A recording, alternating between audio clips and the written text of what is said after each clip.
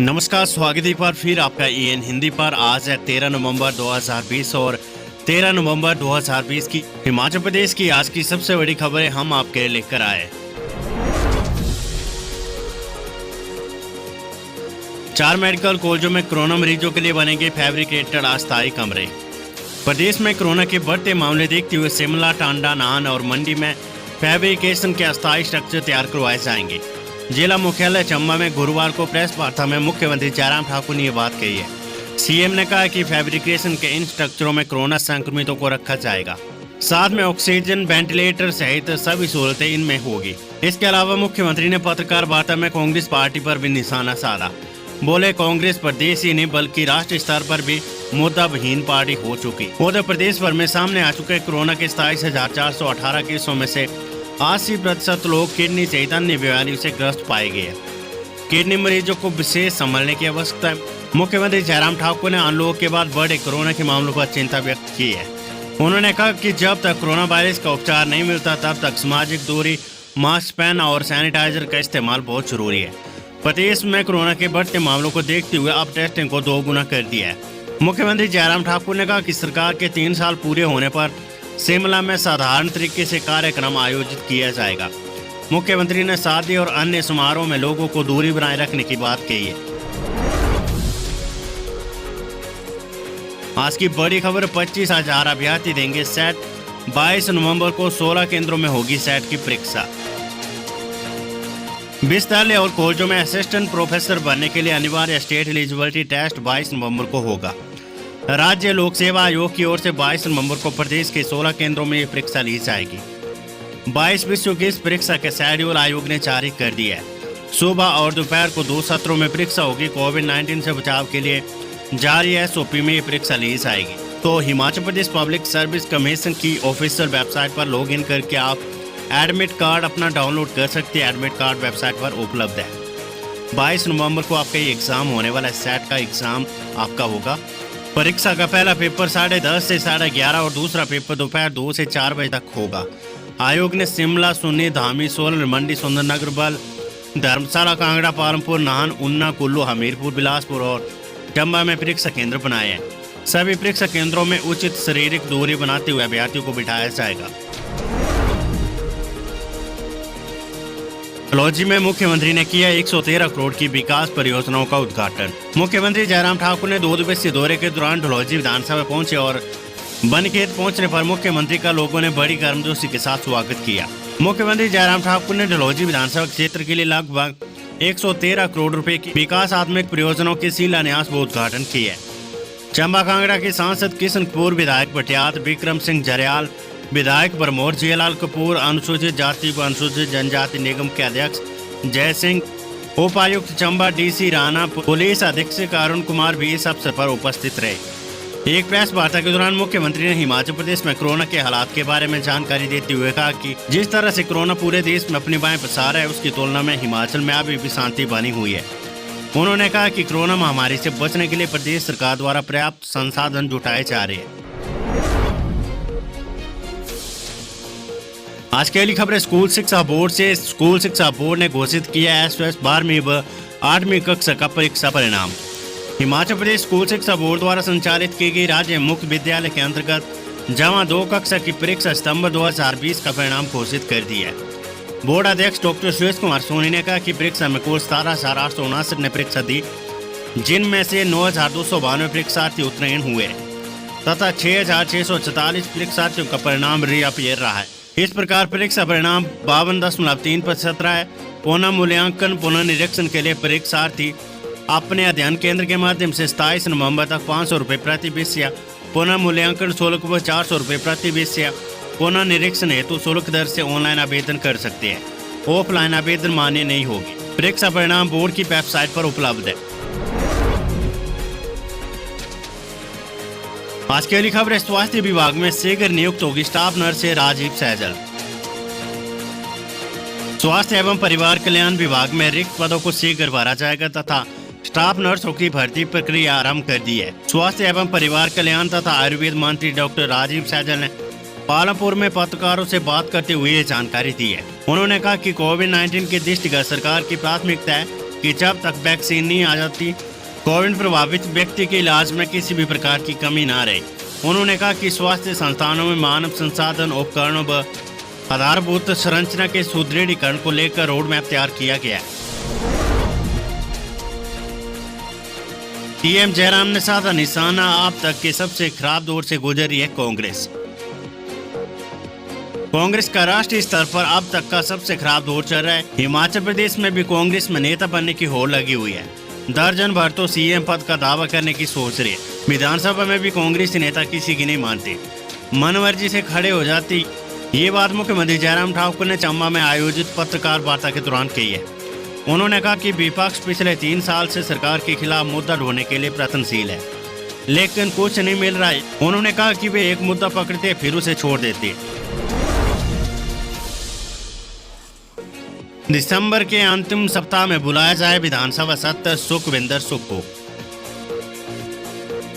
Himachal Pradesh Congress committee के पूर्व अध्यक्ष व विधायक सुखविंदर सिंह सुक्खू ने विधानसभा का शीतकालीन सत्र दिसंबर के अंतिम सप्ताह में बुलाने का सुझाव दिया है।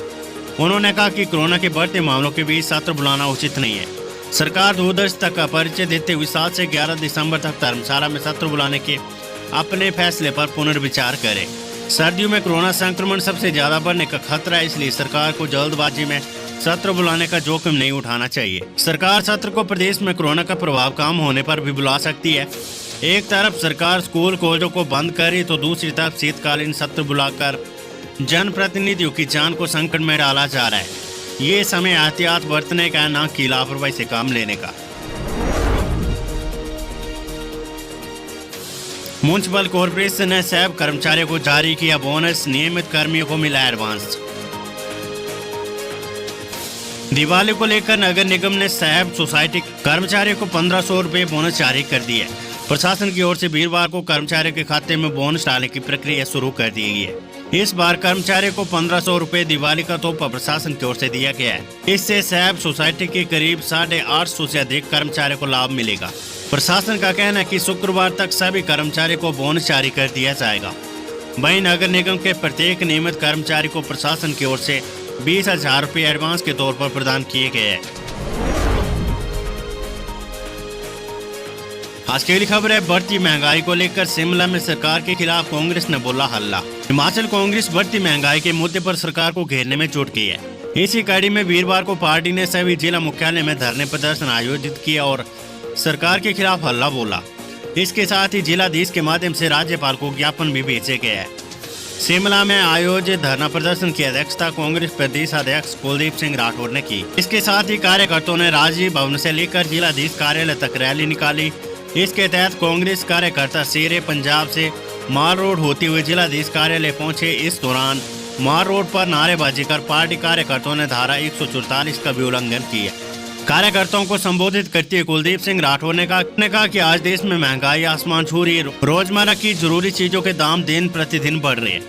आलू, प्याज व तेल से लेकर सभी आवश्यक वस्तुएं एक एक करके आम आदमी की पहुंच से बाहर होती जा रही है। इतिहास में पहली बार मोदी सरकार की गलत नीतियों से आलू 50 रुपये प्रति किलो से ज्यादा की कीमत पर बिक रहा है। उन्होंने कहा कि सरकार की जन विरोधी नीतियों के खिलाफ कांग्रेस सड़कों पर उतर चुकी है और सरकार को जनता पर महंगाई थोपने की बजाय राहत देने की दिशा में कदम उठाने होंगे। आज की वेदर रिपोर्ट। हिमाचल में आज से बदलेगा मौसम, बारिश और बर्फबारी की चेतावनी। हिमाचल में शुक्रवार से मौसम बदलेगा। शनिवार को दिवाली के अवसर पर प्रदेश के कई क्षेत्रों में बारिश और बर्फबारी होने के आसार है। 15 नवंबर को प्रदेश के कई क्षेत्रों में भारी बारिश और बर्फबारी होने का येलो अलर्ट जारी हुआ है। पूरे प्रदेश में 18 नवंबर तक मौसम खराब बना रहने का पूर्वानुमान है। इस दौरान तापमान में भी कमी आने की संभावना है। पश्चिमी विक्षोभ की सक्रियता से प्रदेश में मौसम बदलने जा रहे हैं। ऊंचाई वाले क्षेत्रों को छोड़कर प्रदेश के अधिकांश स्थानों पर बीते करीब 1.5 माह से बारिश नहीं हुई है। शुष्क ठंड ने लोगों की परेशानियां बढ़ा दी है। किसानी बागवानी करने वालों को भी बारिश का इंतजार है। आज के लिए खबर है, लोगों को रोहतांग और जलोड़ी दर्रे पर ना जाने की हिदायत। हिमाचल में प्रशासन ने पर्यटकों और आम लोगों को संवेदनशील इलाकों की ओर ना जाने की हिदायत दी है। रोहतांग दर्रा के साथ जलोड़ी दर्रे पर आवाजाही न करने को कहा गया है। दुर्गम और खतरे वाले रूटों पर निगम को मौसम देखकर ही बस चलाने की हिदायत दी है। नवंबर के दूसरे हफ्ते में बर्फबारी के बाद रोहतांग दर्रा यातायात के लिए बहाल है, जबकि अटल टनल रोहतांग के साथ जलोड़ी दर्रा में वाहनों की आवाजाही सामान्य है। पुलिस अधीक्षक कुल्लू गौरव सिंह ने कहा कि जिले के ऊंचे क्षेत्रों में बर्फबारी और निचले क्षेत्रों में बारिश होने की चेतावनी है। आज की अगली खबर है, बॉलीवुड अभिनेता आसिफ बसरा ने मैक्लोडगंज में फंदा लगाकर की आत्महत्या। जाने माने टीवी कलाकार और बॉलीवुड अभिनेता आसिफ बसरा उम्र 53 पर्यटक स्थल मैक्लोडगंज में किराए के कमरे में फंदा लगाकर आत्महत्या कर ली है। महाराष्ट्र के रहने वाले बसरा ने जोगीबाड़ा रोड स्थित कैफे के पास 2 मकान किराए पर ले रखे। इनमें से एक मकान में वे पिछले 5 साल से ब्रिटेन की एक महिला मित्र के साथ लिव इन रिलेशनशिप में रह रही थी, जबकि दूसरा मकान खाली रहता। गुरुवार सुबह कुत्ते को घुमाने के बाद बसरा ने खाली पड़े मकान में करीब 11 बजे कुत्ते की रस्सी से फंदा लगाकर आत्महत्या कर ली है। बसरा ने शादी नहीं की थी। उन्होंने सुशांत सिंह राजपूत की फिल्म काय पो 6 के अलावा कई फिल्मों, टीवी सीरियल और वेब सीरीज में काम किया था। आसिफ ने ना तो सुसाइड नोट छोड़ा और ना ही पुलिस को नशा करने की कोई सबूत मिले है। पुलिस के मुताबिक आसिफ लंबे समय से डिप्रेशन का शिकार थे। वे लगातार मनोचिकित्सक से इलाज करवा रहे थे। सबका धर्मशाला अस्पताल में शुक्रवार को पोस्टमार्टम होगा। प्रारंभिक जांच में बेशक मामला आत्महत्या का, लेकिन असल कारणों का पता पोस्टमार्टम रिपोर्ट आने के बाद पता चल जाएगा। एसपी कांगड़ा विमुक्त रंजन ने कहा कि मामला दर्ज करके जांच शुरू कर दी है। शुक्रवार को आसिफ के परिजनों को सब सौंप दिया जाएगा। आज की कोरोना वायरस अपडेट, 5 और संक्रमितों की मौत, 697 नए मामले। हिमाचल प्रदेश में 5 और संक्रमितों की मौत होगी। गुरुवार को मंडी के नेचुक मेडिकल कॉलेज में, बिलासपुर के झंडू तक की 80 वर्षीय महिला और हमीरपुर नदौन जंगलू के 50 वर्षीय व्यक्ति ने दम तोड़ दिया है। वहीं राजधानी शिमला में 3 कोरोना संक्रमितों की मौत हो गई है। इनमें छोटा शिमला की 53 वर्षीय महिला ने आईजीएमसी और सोगी की 64 वर्षीय महिला ने डीडीयू अस्पताल में दम तोड़ दिए। सीएससी कोटखाई से डीडीयू रैपर कुमार सेन के 82 वर्षीय बुजुर्ग ने भी दम तोड़ दिए। मौत की पुष्टि डीडीयू अस्पताल के वरिष्ठ चिकित्सा अधीक्षक डॉक्टर रमेश स्वान ने की है। उत्तर प्रदेश में गुरुवार को कोरोना वायरस के 697 नए मामले आए। शिमला में 167, कांगड़ा में 106, मंडी में 95, कुल्लू में 113, सोलन में 48, बिलासपुर में 35, सिरमौर में 29, चंबा में 30, लाहौल स्पीति में 28, हमीरपुर में 19, किन्नौर में 5 और ऊना में 22 नए मामले आए। इसके साथ ही प्रदेश में कोरोना संक्रमितों का आंकड़ा 28,183 पहुंच गया है। 6,165 सक्रिय मामले, 21,585 मरीज ठीक हो चुके हैं। अब तक 405 लोगों की मौत हो चुकी है।